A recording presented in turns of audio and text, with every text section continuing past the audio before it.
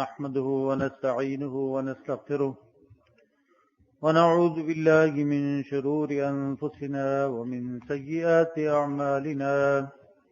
من يهده الله فلا مضل له ومن يضلله فلا هادي له وأشهد أن لا إله إلا الله وأشهد أن محمدا عبده ورسوله صلى الله تعالى عليه وسلم تسليما كثيرا أما بعد فأعوذ بالله من الشيطان الرجيم وقال الله تعالى لقد كان لكم في رسول الله أسوة حسنة لمن كان يرجو الله واليوم الآخر وذكر الله كثيرا۔ سورۃ الاحزاب 21واں پارہ آپ کے سامنے سورہ کی 21ویں آیت تلاوت کی گئی۔ سورۃ الاحزاب مدینے میں نازل ہونے والی سورہ ہے اور اس سورہ کا نام الاحزاب اس مناسبت سے رکھا گیا ہے۔ احزاب یہ جمع ہے حزب کی، اور حزب جو ہے یہ اسم الجمع ہے، اس کے معنی گروہ کے ہوتے ہیں۔ اور یہ یہاں احزاب اس حوالے سے کہا گیا کہ یہ اسلامی تاریخ کا تیسرا بڑا غزوہ ہے کہ جب جنگ بدر میں شکست کھانے کے بعد اور احد کے اندر معاملہ تقریباً برابری کے اوپر ختم ہونے کے بعد مشرکین مکہ نے تمام عرب کے اندر وفود بھیجے ہیں اور آگ لگائی ہے اہل ایمان کی اس بستی کے خلاف جو مدینے میں آباد تھی، جہاں ایک اسلامی معاشرے کے خد و خال واضح ہو رہے تھے، پیدر پہ اللہ تعالیٰ کے احکامات نازل ہو رہے تھے اور اہل ایمان کی تربیت اور ان کے تزکیے کے لیے احکامات نازل ہو رہے تھے۔ تو یہ اسلامی تاریخ کا تیسرا بڑا غزوہ ہے اور تقریباً سارا عرب ہی ہے جو امڑ آیا ہے۔ مالک اس صورتحال کا تھوڑا سا جائزہ پیش کرتا ہے، یہ آیات ہمارے پیش نظر رہیں کہ ایمان جو ہے اس کے ساتھ جو آزمائش ہے یہ لازمی ہے۔ مالک نے سورہ عنکبوت میں بیان فرمایا احسب الناس ان يتركوا ان يقولوا آمنا وهم لا يفتنون، کہ کیا لوگوں نے یہ گمان کر لیا ہے کہ وہ یہ کہہ دیں آمنا ہم ایمان لائے اور لا یفتنون، اور انہیں فتنے میں مبتلا نہیں کیا جائے گا، آزمائش میں مبتلا نہیں کیا جائے گا۔ مالک بیان فرماتا ہے یا ایھا الذین آمنوا اذکروا نعمت اللہ علیکم، اے لوگوں جو ایمان لائے ہو یاد کرو اللہ کی اس نعمت کو جو اس نے تم پر کی ہے۔ اذ جاءتکم جنود، جب تمہارے اوپر جنود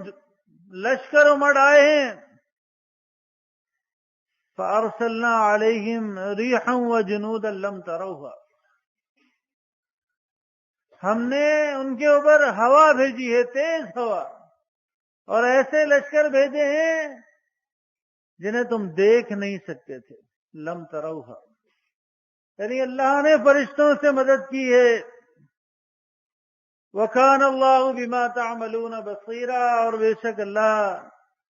ان تمام اعمال سے خبردار ہے، دیکھتا ہے جو تم کرتے ہو۔ اِذْ جَاءُوكُم مِّن فَوْقِكُمْ وَمِنْ أَسْفَلَ مِنْكُمْ، جب وہ آئے ہیں تمہارے اوپر سے یعنی اونچائیوں سے اور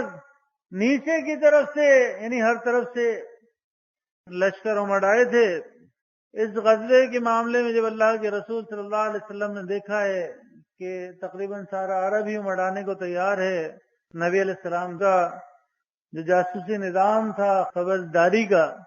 بہت مضبوط تھا، آپ کو اطلاع ملی ہے، تو آپ نے اپنے صحابہ سے مشورہ کیا ہے کہ کیا کیا جائے اس صورتحال میں۔ سلمان فارسی رضی اللہ تعالیٰ عنہ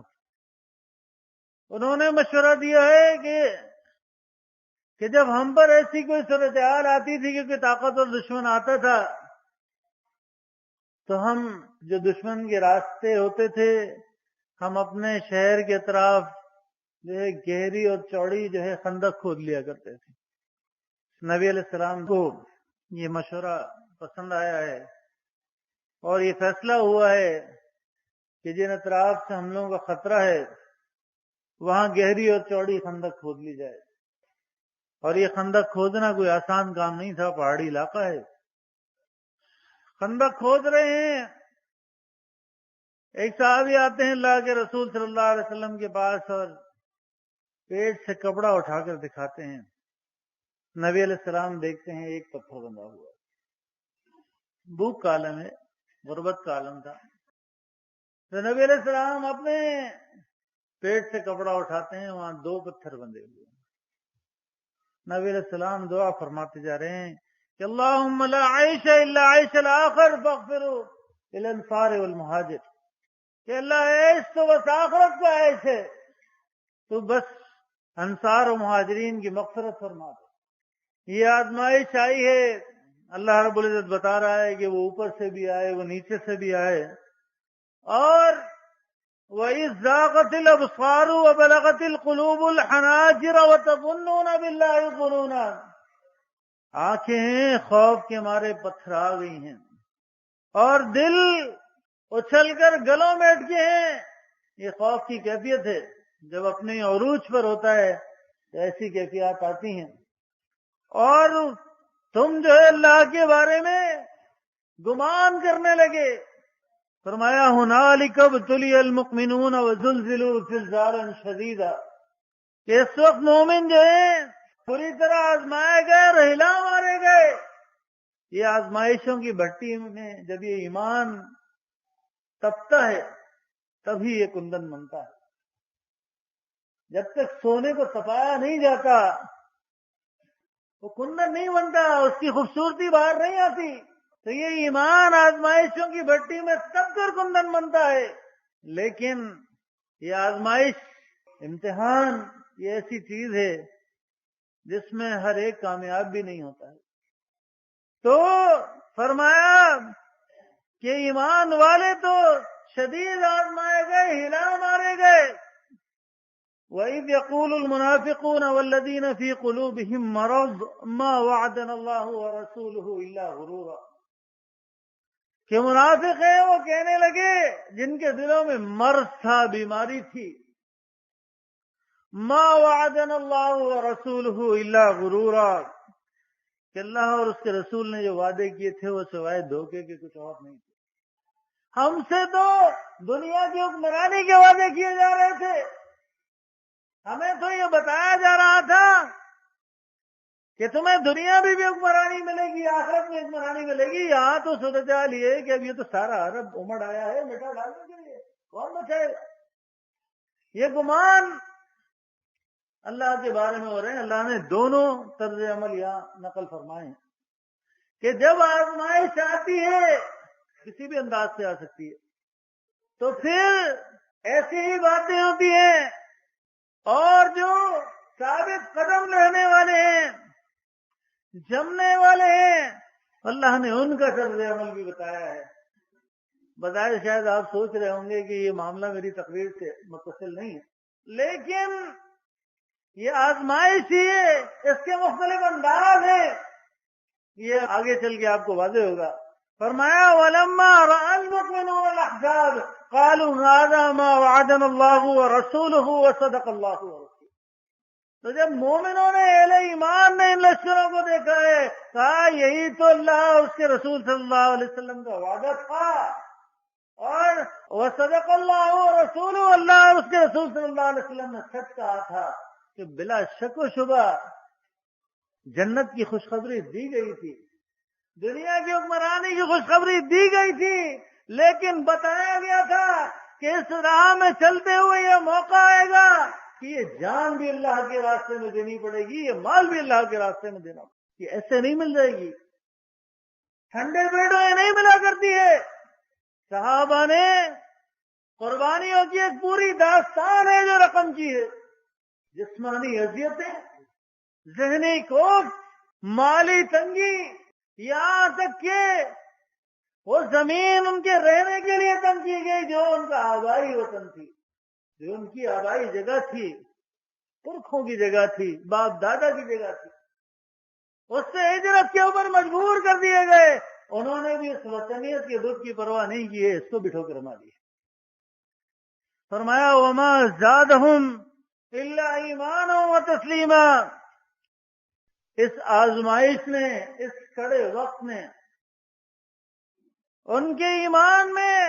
اور اطاعت کے اندر زیادتی ہی کی ہے، اس کے اندر کوئی کمی نہیں آئی ہے. یہ عذاب کا ذکر آیا، اسی حوالے سے سورہ کا نام عذاب رکھا گیا.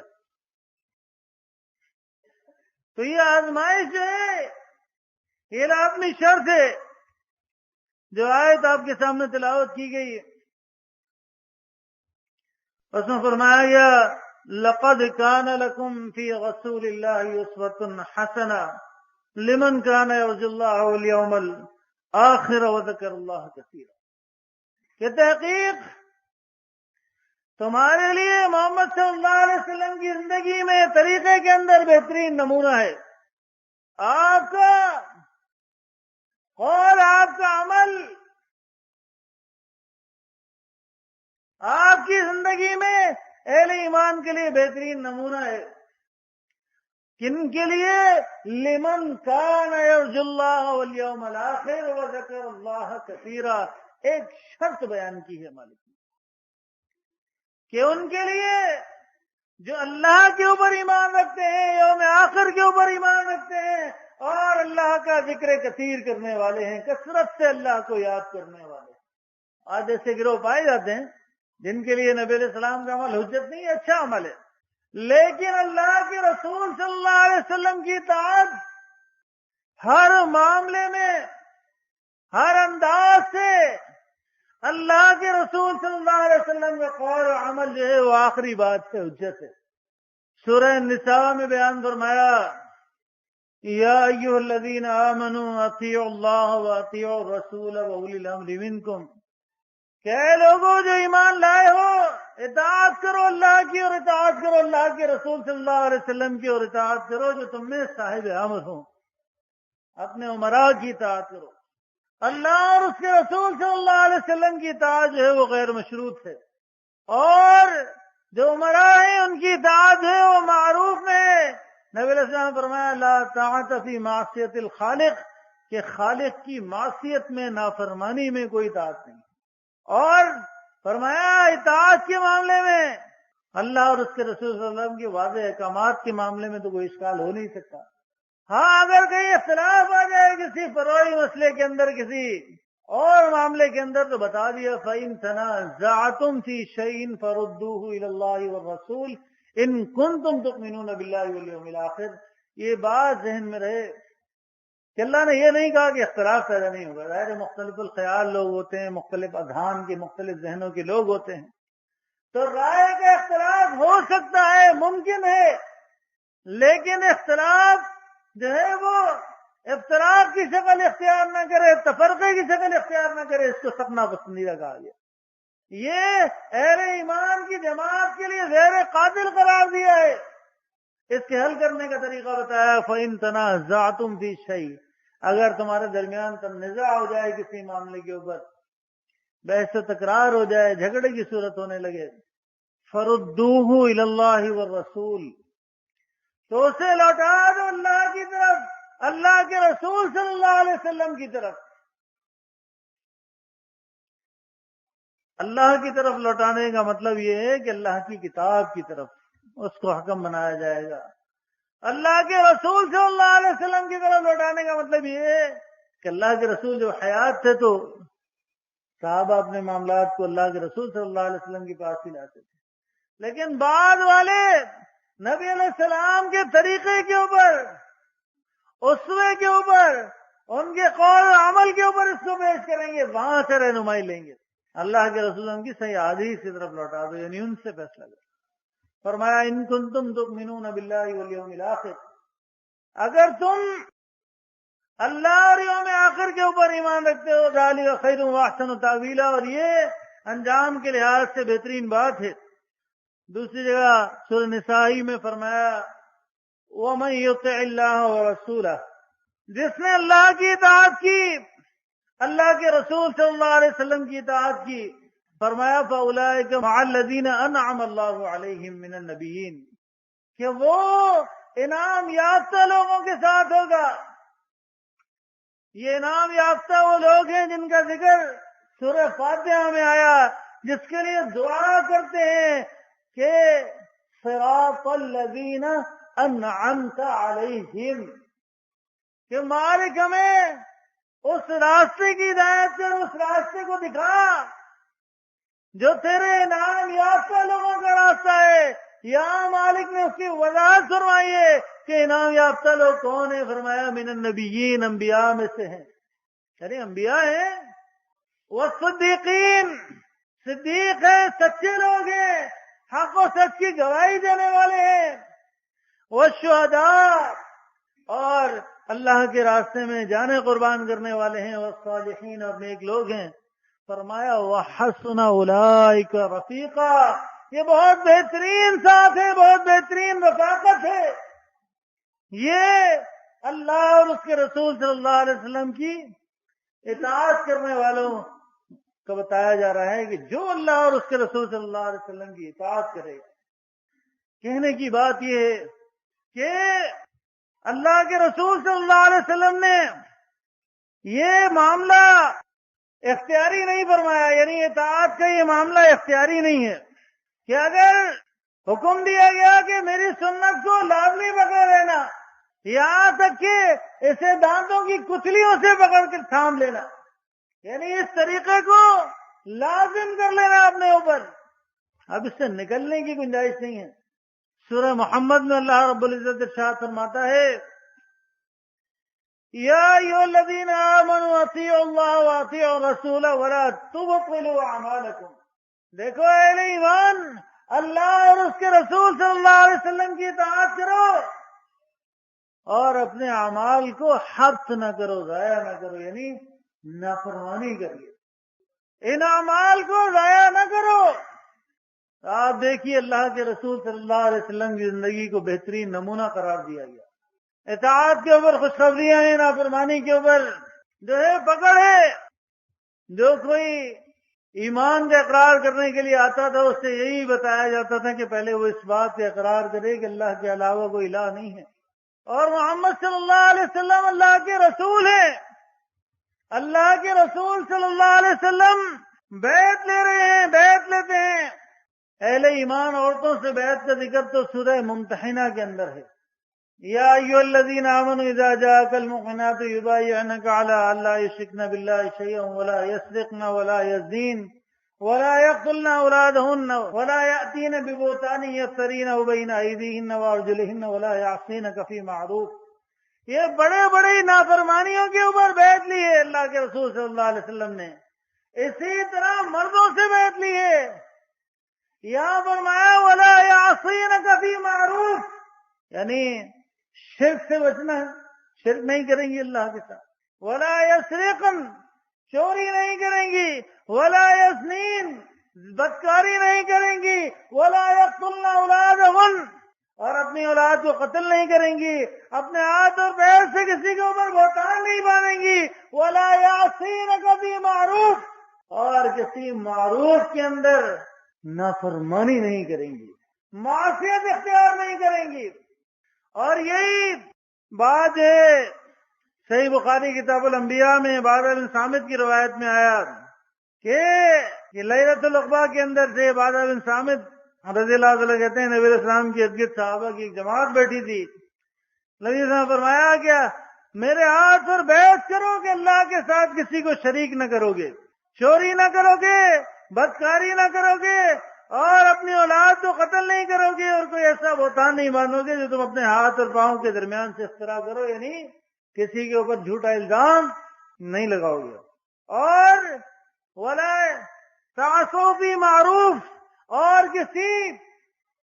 معروف بات میں، کسی معروف حکم میں نافرمانی نہیں کرو گے،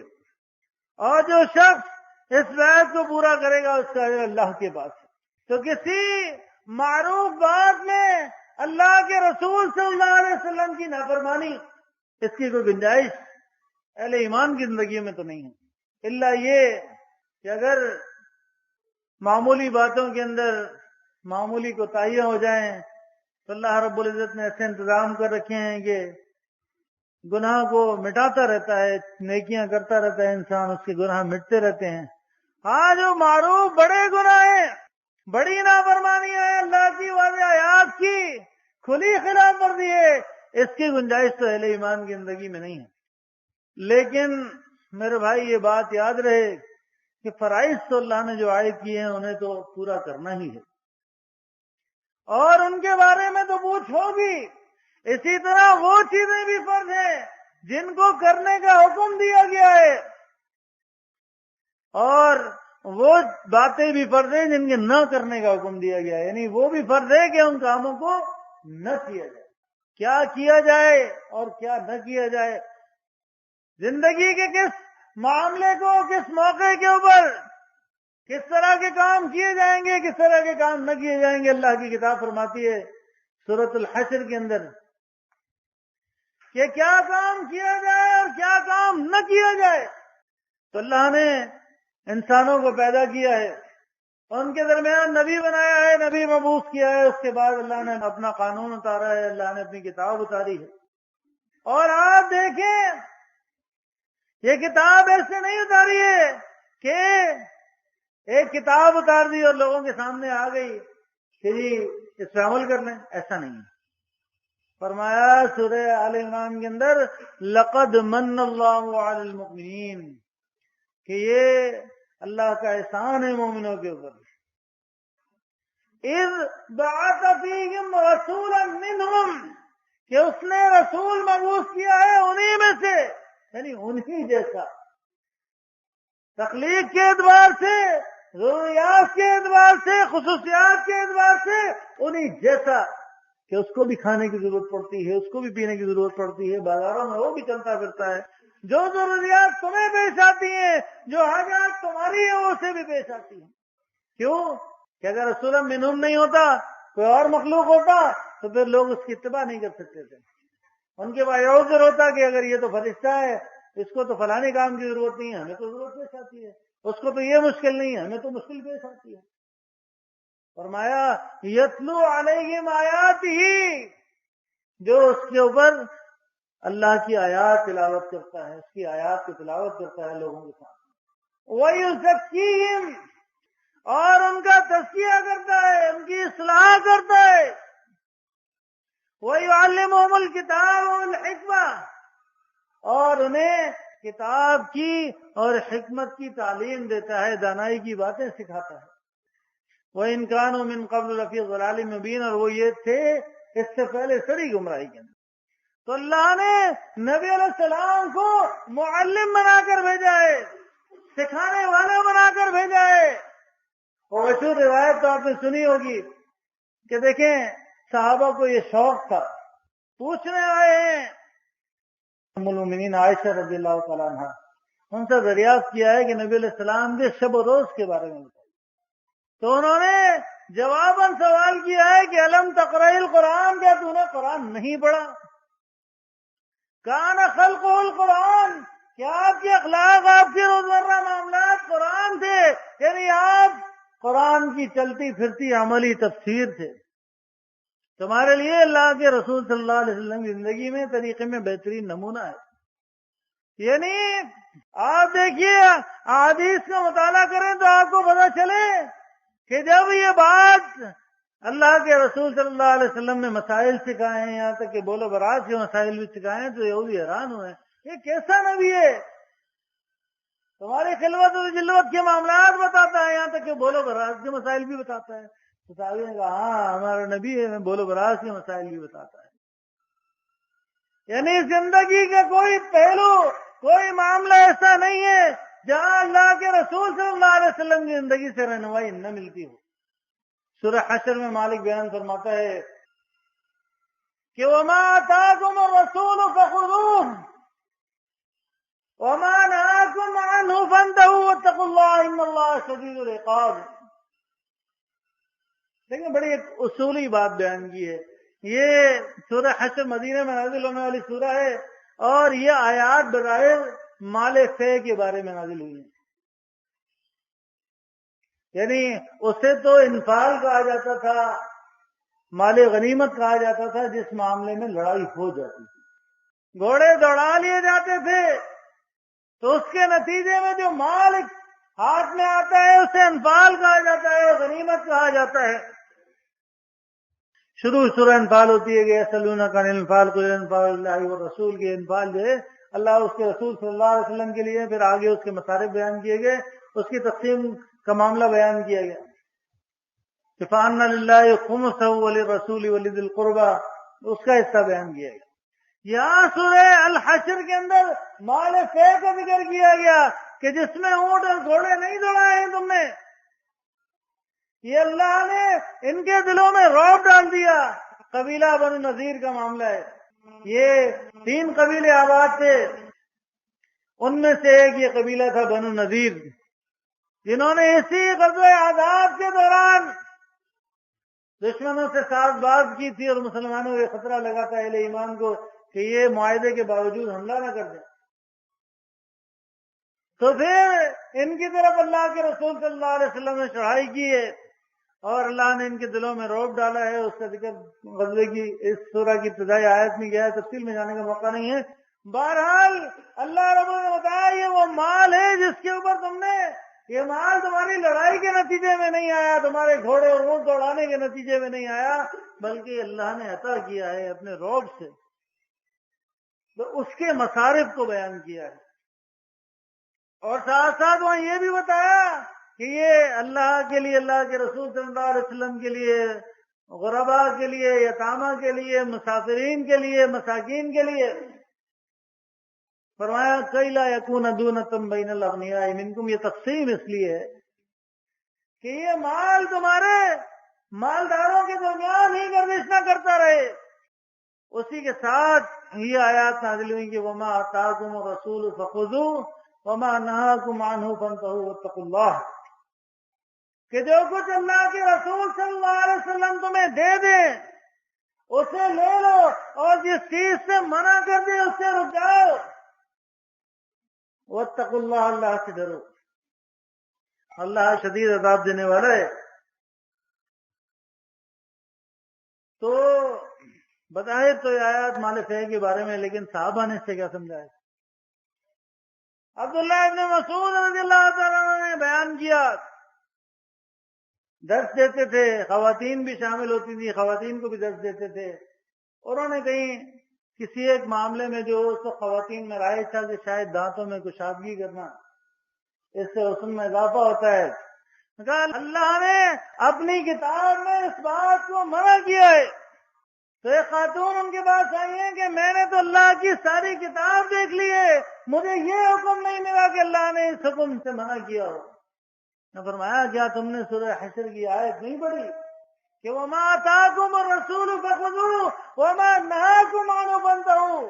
کہ جس چیز کو اللہ کے رسول صلی اللہ علیہ وسلم دے دیں اس سے اختیار کر لو، اسے لے لو، اور جس چیز سے منع کر دیں اس سے رک جاؤ، اللہ کے رسول صلی اللہ علیہ وسلم نے ایسا کرنے سے منع کیا۔ یعنی گویا یہ اللہ ہی کا حکم ہے کہ اللہ نے تو بتا دیا کہ جو رسول تمہیں دے دیں، اب رسول جس بات کو دے دیں، جو حکم دے دیں، جو عمل کر دیں، جس عمل کو برقرار رکھ لیں اسے اختیار کر لو، اور جس چیز سے منع کر دیں اس سے رک جاؤ۔ یہ آج ایک بڑا معاملہ ہے، آپ کسی کو منع کریں بدعات سے تو ایک جملہ آتا ہے کہ جی اس سے منع تو نہیں کیا گیا، اس سے منع تو نہیں کیا گیا۔ شیطان نے آج یہ راستہ انسانوں کو دکھایا ہے اللہ کی نافرمانی کا۔ اللہ کے رسول صلی اللہ علیہ وسلم نے جو کام کر دیے وہ سنت ہے، طریقہ ہے، اور وہ کام جو اللہ کے رسول صلی اللہ علیہ وسلم کر سکتے تھے، نبی علیہ السلام کے زمانے میں ممکن تھا، اور اس کے باوجود اللہ کے رسول صلی اللہ علیہ وسلم نے نہیں کیا، تو وہ تو خود بخود منع ہے۔ اگر وہ کام دین کا حصہ ہوتا، وہ کام اچھا کام ہوتا، تو اللہ کے نبی صلی اللہ علیہ وسلم کیوں نہ کرتے اس کام کو؟ ضرور کرتے۔ تو یہ سارے اعمال بدعات ہیں اگر دین کا حصہ سمجھتے ہوئے کیے جائیں۔ اچھا کام سمجھتے ہوئے کیے جائیں، وہ کام جو نبی علیہ السلام کے زمانے میں ہو سکتے تھے۔ ہاتھ اٹھا کے دعا اللہ کے رسول صلی اللہ علیہ وسلم ہر صلات کے بعد مانگ سکتے تھے۔ آذان میں جو آج اضافے کیے گئے ہیں، جو الفاظ بڑھائے گئے ہیں، وہ کام بھی اللہ کے رسول صلی اللہ علیہ وسلم کر سکتے۔ قرآن خوانی کر سکتے تھے، تیجے 1040 کر سکتے تھے، کوئی منع نہیں تھا کہ اگر اللہ کے رسول تیسرے دن بیٹھتے، گڈلیوں کے اوپر پڑھتے، چنوں کے اوپر پڑھتے۔ تو اس آیت نے حصر کر دیا ہے، مخصوص کر دیا ہے کہ قول و عمل جو ہے وہ اللہ کے رسول صلی اللہ علیہ وسلم کا یہ حرف آخر ہے۔ کام وہی کرنا ہے جس کا اللہ کے رسول نے حکم دیا ہے یا کیا ہے یا برقرار رکھا ہے، اور ہر اس کام کو ترک کر دینا ہے جس سے نبی علیہ السلام نے منع کیا ہے یا قدرت رکھتے ہوئے نہیں کیا ہے۔ آپ دیکھیے صحابہ نبی علیہ السلام کے طریقے میں کتنے احتیاط پسند تھے کہ کہیں اگر دعا میں کچھ الفاظ میں اگر نبی کے الفاظ ہیں تو کسی نے اگر رسول کے الفاظ پڑھ دیے تو اس کو وہاں افراد و تفریق کی اجازت نہیں دی۔ انہوں نے کہا نہیں، اللہ کے رسول نے اسی طرح سکھایا، یہ کام اسی طرح کرنا ہے۔ اللہ کے بندو، زندگی کے ہر پہلو میں اللہ کے رسول صلی اللہ علیہ وسلم کی جانب سے رہنمائی موجود ہے۔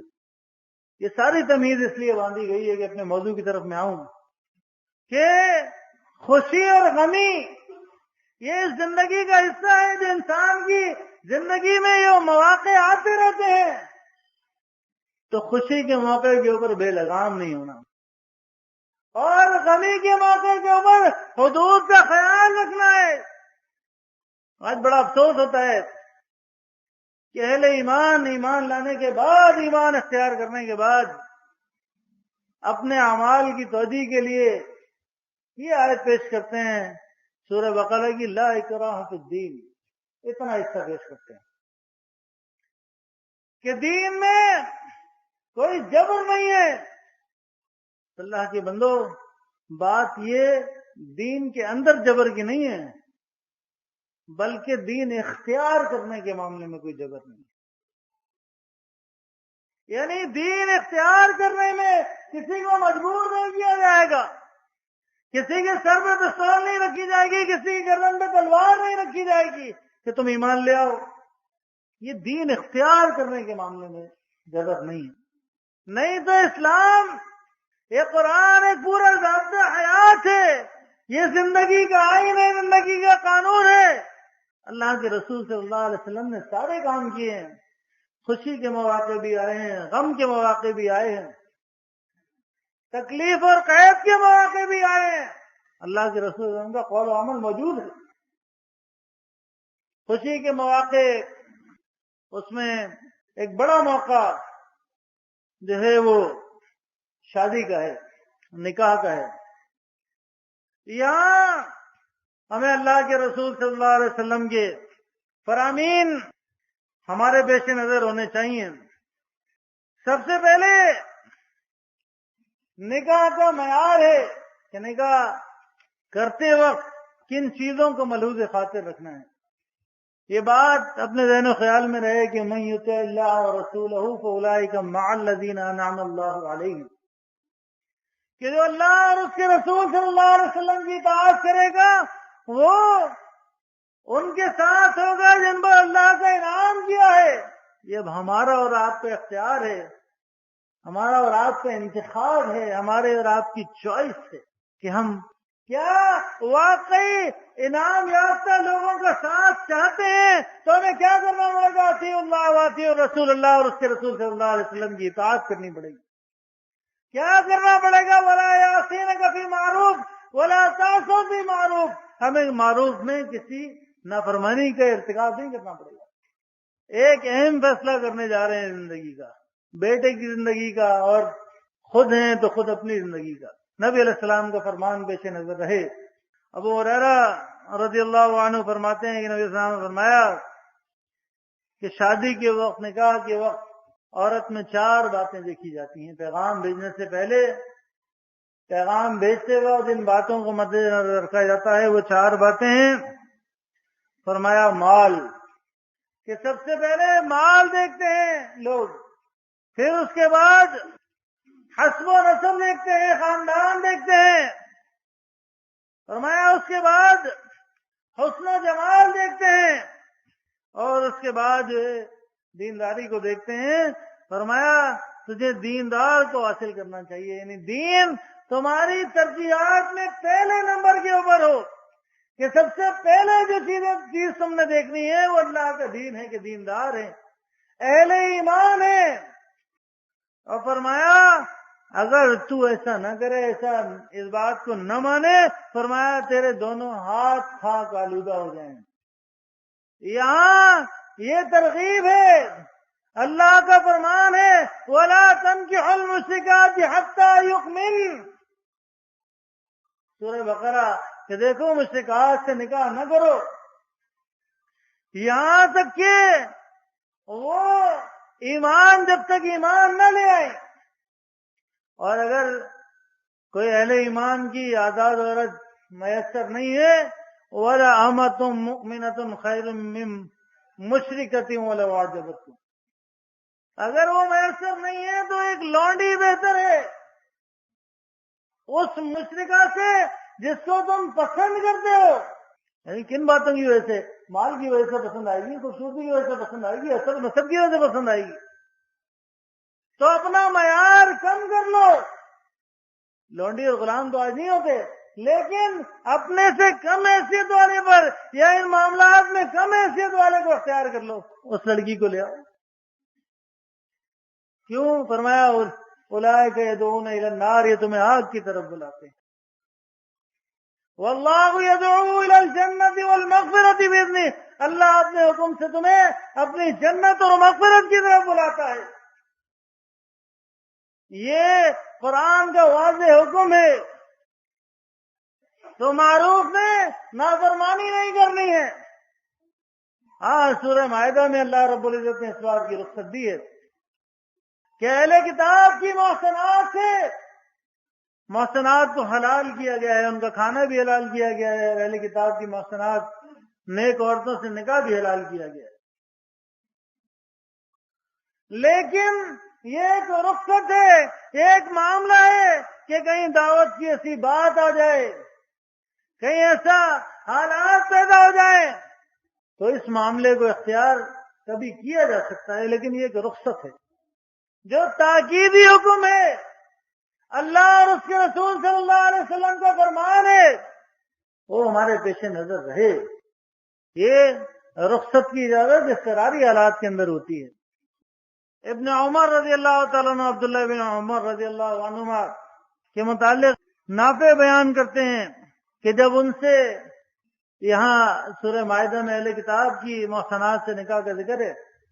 آپ دیکھیں کہ صحابہ میں بھی اس معاملے میں کیسا سخت معاملہ رکھتے تھے کہ جب ان سے نصرانی یا کسی یہودی عورت سے نکاح کے متعلق دریافت کیا جاتا ہے، یعنی اہل کتاب والے، تو وہ کہتے ہیں کہ اللہ تعالیٰ نے مسلمانوں پر مشرک عورتیں حرام قرار دی ہے، اور شرک کی بات اس سے بڑھ کر میں نہیں جانتا کہ کوئی عورت یہ کہے عیسیٰ علیہ السلام کو اپنا رب کہے، حالانکہ وہ اللہ کے مقبول بندوں میں سے ایک بندے، یعنی ان کا شرک تو اللہ کی کتاب نے واضح بیان کیا ہے۔ صحابہ کی ترجیحات میں نہیں تھا کہ وہ کسی اہل کتاب عورت کو، مشرک عورت کو بیاہ کر رہے ہیں، کیونکہ اللہ کی کتاب نے واضح منع کیا ہے۔ یہ تو ایک رخصت ہے، اجازت ہے، یعنی ایسا نہیں ہے کہ کھانے کی اجازت دی ہے تو اہل کتاب کا کھانا ہی کھائیں، یہ ذبیحہ مراد ہے اس سے، کہ کبھی اگر اہل کتاب کا ذبیحہ تمہارے سامنے آ جائے تو حلال ہے، آج تو وہ بھی حلال نہیں ہے، کیونکہ اللہ کے دوسرے حکم کی نافرمانی ہے کہ اللہ کا نام لے لیا کرو اور پاک کر لیا کرو۔ آج اہل کتاب یہ کام نہیں کرتے ہیں، تو دونوں احکامات کو پیش نظر رکھنا ہے۔ آج اس لیے جھٹکے کا گوشت نہیں کھایا جا سکتا کہ اللہ کی کتاب نے کہہ دیا کہ اہل کتاب کا ذبیحہ تمہارے لیے حلال ہے، تو یہ حلال نہیں ہو سکتا، کیونکہ وہ ساری شرائط جو اللہ کی کتاب نے بیان کی ہے وہ پوری ہونی چاہیے۔ اور دوسرا جو بڑی نافرمانی ہے، قرآن کے حکم کی واضح خلاف ورزی ہے، وہ اپنی مومنہ بیٹی کا نکاح جو ہے مشرکین سے کر دینا، یہ بھی حرام کیا۔ وَلَعَبْدٌ مُؤْمِنٌ خَيْرٌ مِّن مُشْرِكٍ وَلَوْ أَعْجَبَكُمْ، دیکھو نکاح نہ کرو مشرکین سے، غیر مشرکین مردوں سے، مراد یہ کہ اپنی بیٹیوں کا، اپنے اہل ایمان خواتین کا، حتی یؤمنوا، جب تک کہ یہاں تک کہ وہ ایمان نہ لے آئے، وَلَعَبْدٌ مُؤْمِنٌ خَيْرٌ مِّن مُشْرِكٍ وَلَوْ أَعْجَبَكُمْ، ایک غلام بہتر ہے اس مشرک سے جس کو تم پسند کرتے ہو۔ تو یہ تو ایسی بات ہے کہ جس کے لیے کوئی رخصت بھی موجود نہیں ہے۔ سورہ الممتحنہ میں فرمایا کہ لا ہن حل لہم ولا ہم یحلون لہم، اہل ایمان خواتین جب ہجرت کر کے آئے تو ان کا امتحان لے لو، اور جب تم امتحان لے لو اور سمجھ لو کہ یہ مومن ہے تو پھر ان کو کفار کی طرف لوٹانا نہیں ہے۔ یہ ان کے لیے حلال نہیں ہے، وہ ان کے لیے حلال نہیں ہے۔ یہ تو اللہ کی کتاب کے واضح احکامات ہیں، لیکن بہت افسوس کے ساتھ کہنا پڑتا ہے کہ اللہ کی کتاب کے واضح احکامات ہیں، اس کی خلاف ورزی ہوتی ہے۔ یہ ایمان اللہ کی نافرمانی سے روکتا نہیں ہے، اس کے لیے عذر تراشے جاتے ہیں، بہانے تراشے جاتے ہیں کہ جی رشتہ نہیں مل رہا۔ اللہ نے تو بتایا ہے کہ رشتہ مل جائے گا، تھوڑا سا معیار کم کر لو، تھوڑی سی ترجیحات اور تھوڑی سی ڈیمانڈ کم کر لو۔ پھر اللہ رب العزت فرماتا ہے کہ نبی علیہ السلام کا طریقہ ہے، پیغام نکاح ہے اور ولیمہ ہے، اور نکاح کے ساتھ ایک لازمی چیز مہر ہے۔ لیکن یہاں تو منگنی ہے، مہندی ہے، مایوں ہے، رخصتی کا کھانا ہے، رخصتی کے وقت رسومات ہیں، دودھ پلائی کی رسم ہے، مرچیں کھلائی ہو رہی ہیں، جوتا چھپائی ہو رہی ہے۔ وما نہاکم عنہ فانتہوا، کہ جس چیز سے اللہ کے رسول منع کر دیں، اگر یہ کام ہونے ہوتے تو اللہ کے رسول کے زمانے میں ہوتے۔ یہ معلوم ہے کہاں سے آئی ہے؟ یہ پڑوسی ملک سے آئی ہیں، سینکڑوں سال اس ہندو کے ساتھ رہے ہیں، رچ بس گئے ہیں، یہ رسمیں ہمارے اندر داخل ہو گئی ہیں۔ یہ کلچر کو کہہ کر مختلف نہ کہیں جی ہماری ثقافت اور ہے، کسی اور کی ثقافت اور ہے۔ اللہ کی حدود پامال نہیں ہونی چاہیے، اللہ کے رسول صلی اللہ علیہ وسلم کا طریقہ اس کے خلاف کام نہیں ہونا چاہیے، جو کام کرنا ہے۔ ہاں یہاں رخصتی بھی کھانا ہو رہا ہے، یہ لڑکی کی رخصتی اللہ نے کتنی آسان رکھی ہے۔ جہیز کا بڑا معاملہ ہے کہ یہ بھی ایک ہندوانہ رسم ہے اللہ کے بندوں، اسلام میں اس کی کوئی گنجائش نہیں ہے۔ یہ محض دکھاوا ہے کہ اگر لڑکی کو دینا ہے تو ساری زندگی پڑی ہے، یا لوگوں کے سامنے دکھا کے دینا ہے، اس کی نمائش کرنی ہے کہ لوگ دیکھیں ٹرک بھر کے سامان جا رہا ہے۔ اللہ کے رسول صلی اللہ علیہ وسلم کے زمانے سے تو ایسی کوئی بات نہیں ملتی۔ اللہ کے رسول صلی اللہ علیہ وسلم کی بیٹی کے لیے جو کچھ سامان تیار کیا گیا تھا وہ تو علی رضی اللہ تعالیٰ کی ذرا بیچ کے کیا گیا تھا، اور علی رضی اللہ تعالیٰ نے تو خود اللہ کے رسول صلی اللہ علیہ وسلم کی کفالت میں تھے۔ یہ جہیز کی دلیل نہیں ہے۔ ہاں جس بات کا حکم دیا گیا، اللہ نے فرمایا ان المبذرین کانوا اخوان الشیاطین، بے شک یہ فضول خرچ جو ہیں شیطان کے بھائی ہیں۔ اللہ نے فرمایا کہ یہ شیطان کے بھائی ہیں، فضول خرچ۔ تو یہ اسراف ہے، اللہ نے مال دیا ہے تو اس کو ان دعوتوں کے اوپر، ان چیزوں کے اوپر لٹایا جا رہا ہے۔ اللہ کے رسول صلی اللہ علیہ وسلم کی ایک حدیث میں انصار کی خواتین کے حوالے سے کہ ان کی آنکھ میں کوئی نقص تو مل جاتا ہے کہ اگر لڑکی کو تم نے ایک نظر دیکھنا ہے نہیں، اس کی آنکھوں کو دیکھ لو، اس ترابی کو دیکھ لو۔ آج تو یہ پورا آوے کا آوے بگڑ گیا ہے کہ پیغام نے کہا پہلے والدین طے کرتے تھے، ولی طے کرتے تھے، آج اللہ کے بندو یہ لڑکا لڑکی خود ہی طے کرتے۔ لیکن افسوس کا اظہار اس بات کو کرنا ہے کہ ہم نے اپنی اولاد کی تربیت صحیح نہیں کی ہے۔ آج یہ معاملات ہمارے درمیان بھی آئے، اوروں کا تو کہنا کیا، اوروں کے لیے تو ساری آزادی کا معاملہ ہے کہ نامحرم سے ملاقات، اس کا دیکھنا، اس سے بات چیت، یہ کہاں ہے؟ مالک فرمایا قل للمؤمنین یغضوا من ابصارهم ويحفظوا فروجهم وقل للمؤمنات یغضضن من ابصارهن ويحفظن فروجهم، کہ اپنی نگاہوں کو نیچا رکھنا ہے۔ لیکن یہاں تو یہ اچھا، جہاں نکاح کی آیات آئی ہیں وہاں ایک لفظ آیا ہے محسنین غیر مسافحین، کہ قید میں لانے کے لیے نکاح کا مقصد قید میں لانا ہو، چھپی آشنائیاں کرنا نہ ہو، چھپے تعلقات بڑھانا نہ ہو۔ اللہ کے بندو کیا ہو رہا ہے؟ اس موبائل اور انٹرنیٹ نے عزتیں نیلام کر دی ہیں بازار کے اندر۔ تو یہ تربیت کے معاملات ہم نے دیکھنے ہیں، اور اللہ کے رسول صلی اللہ علیہ وسلم کے احکامات ہیں، اس خوشی کے موقع کے اوپر بے قابو نہیں ہوں۔ دوسرا معاملہ غم کا آتا ہے، سب سے بڑا غم یہ میت کا معاملہ ہوتا ہے۔ تو استغفار، اس کے اوپر تو پابندی لگائی ہے اللہ کی کتاب نے، لیکن اللہ کے بندو یہاں بھی ہمیں اللہ کے رسول صلی اللہ علیہ وسلم کا عمل دیکھنا ہوگا کہ کیا کیا جا سکتا ہے اور کیا نہیں کیا جا سکتا۔ صلاۃ المیت تو نہیں پڑھتے، لیکن آپ دیکھیں اللہ کے رسول صلی اللہ علیہ وسلم سے مشرک کی عیادت ملتی ہے کہ اگر وہ بیمار ہوتا ہے تو اس کی عیادت کو جائیں، اس کی حتی الامکان اس کے ساتھ صلہ رحمی کے سارے معاملات پورے کریں، اس پڑوسی ہے اس کی مدد کریں، رشتہ دار ہے اس کی مدد کریں۔ لیکن تعزیت، اس کے پرسے میں جانا، یہ اللہ کے رسول صلی اللہ علیہ وسلم سے ثابت نہیں ہے کہ وہاں بیٹھا جائے۔ کوئی دلیل اللہ کے رسول صلی اللہ علیہ وسلم کے عمل سے، صحابہ کے عمل سے آپ کو نہیں ملے گی۔ آج ایک معاملہ آتا ہے کہ علی رضی اللہ تعالیٰ عنہ کے والد ہیں ابو طالب، نبی علیہ السلام کے سگے چچا ہیں اور نبی علیہ السلام کے سرپرست رہے ہیں، اور بڑی انہوں نے نبی علیہ السلام کی حفاظت کی ہے، دفاع کیا ہے۔ ان کی موت کا معاملہ آتا ہے تو علی رضی اللہ تعالیٰ سے روایت ہے کہ میں نے نبی علیہ السلام سے فرمایا کہ آپ کے بوڑھے اور گمراہ چچا کی موت آ گئی ہے، تو نبی علیہ السلام نے کہا کہ اپنے باپ کو دفن کر دو۔ یعنی اس سے اندازہ ہوتا ہے کہ کوئی انہیں دفن نہیں کر رہا تھا، کیونکہ نبی علیہ السلام کی حمایت بھی رہے تھے اور دشمنی رہی تھی۔ نبی علیہ السلام آخری وقت تک کہتے رہے کہ آپ میرے کان میں کلمہ کہہ دیں کہ میں کل اللہ کے دربار میں حجت پیش کر سکوں۔ وہ جو مخالفین بیٹھے تھے ابو جہل وغیرہ کہ ابو طالب کیا باپ دادا کے دین کو چھوڑ دو گے، تو انہوں نے اپنے باپ دادا کے دین کو اختیار کیا۔ تو نبی علیہ السلام نے کہا کہ جاؤ اپنے باپ کو دفن کر کے آ جاؤ۔ نبی علیہ السلام سے کتنا قریبی رشتہ تھا،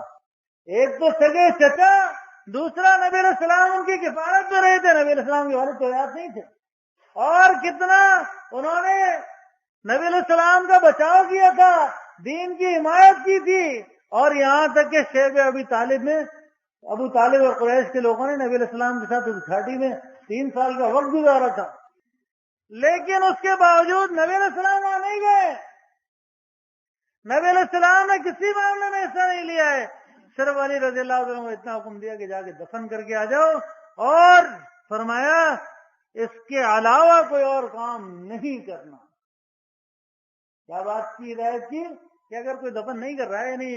اندازہ یہی ہوتا ہے تو تم دفن کر کے آ جاؤ، اس کے علاوہ کوئی اور کام نہیں کرنا تم، اور میرے پاس لوٹ آنا۔ وہ فرمایا کہ میں ان کو دفن کر کے لوٹ کے آ گیا تو بس آپ نے مجھے غسل کرنے کا فرمایا، بس میں نے غسل کیا، آپ نے میرے لیے دعا فرمائی۔ تو یہ اتنے قریبی رشتہ دار، باپ اور بیٹے کا معاملہ تھا، چچا اور بھتیجے کا معاملہ تھا۔ آپ دیکھیں نبی علیہ السلام سے عیادت کے معاملات مل جائیں گے، لیکن آپ کو تعزیت کے معاملات نہیں ملیں گے، اور یہ معاملہ بھی رسومات سے خالی نہیں ہے، اور ہمارے اہل ایمان ساتھی جو ہے اس معاملے میں کمزوری کا مظاہرہ اکثر کرتے ہیں کہ وہاں چلے جاتے ہیں، وہاں بیٹھ جاتے ہیں، اور وہاں یہ سارے کام ہو رہے ہوتے ہیں، ہاتھ اٹھا کے دعا بھی مانگی جا رہی ہوتی ہے، قرآن خوانیاں بھی ہو رہی ہوتی ہیں، دانے بھی پڑے جا رہے ہوتے ہیں، چنے بھی پڑے جا رہے ہوتے ہیں، بے شک ہمارے ساتھی حصہ نہیں لیتے، لیکن مالک فرماتا ہے کہ اذا رأيت الذين يخوضون في آياتنا فأعرض عنهم حتى يخوضوا في حديث غيره، کہ جب تم دیکھو کہ اللہ کی آیات کا مذاق اڑایا جا رہا ہے، یعنی اللہ کی نافرمانی ہو رہی ہے، تو فأعرض عنهم، ان سے علیحدہ ہو جاؤ، حتى يخوضوا في حديث غيره، یہاں تک کہ وہ کوئی دوسرا کام نہ کرنے لگے، دوسری بات نہ کرنے لگے۔ نبی علیہ السلام کا فرمان، من رأى منكم منکرا فلیغیر بیدی فإن لم يستطع فبلسانه ومن لم يستطع فبقلبه وذلك اضعف الایمان، کہ جب تم کوئی منکر کام ہوتے دیکھو تو اسے ہاتھ سے روک دو، طاقت سے روک دو، اگر اس کی ہمت نہیں ہے تو زبان کھولو اس کے خلاف، اگر اس کی بھی ہمت نہیں ہے اس کو دل سے برا جانو۔ دل سے برا جاننے کا مطلب یہ ہے کہ پھر وہاں بیٹھے گا نہیں، شرکت نہیں کرے گا، وہاں پتہ ہے کہ اللہ کی فرما برداری کے کام نہیں ہونے، اللہ کے دین کی دعوت دینی ہے، یا تو پھر موقع ہے، یہ دفن کرتے وقت کا موقع ہے یا میت کے وقت کا موقع ہے، اگر دعوت دے سکتا ہے ایمان کی تو وہ دے سکتا ہے، اس کے لیے تو مواقع ہیں کہ جہاں بھی لوگ جمع ہوں دعوت دے سکتا ہے، لیکن وہاں رشتہ داری نبھانے کے لیے، شکل دکھانے کے لیے نہیں بیٹھے گا۔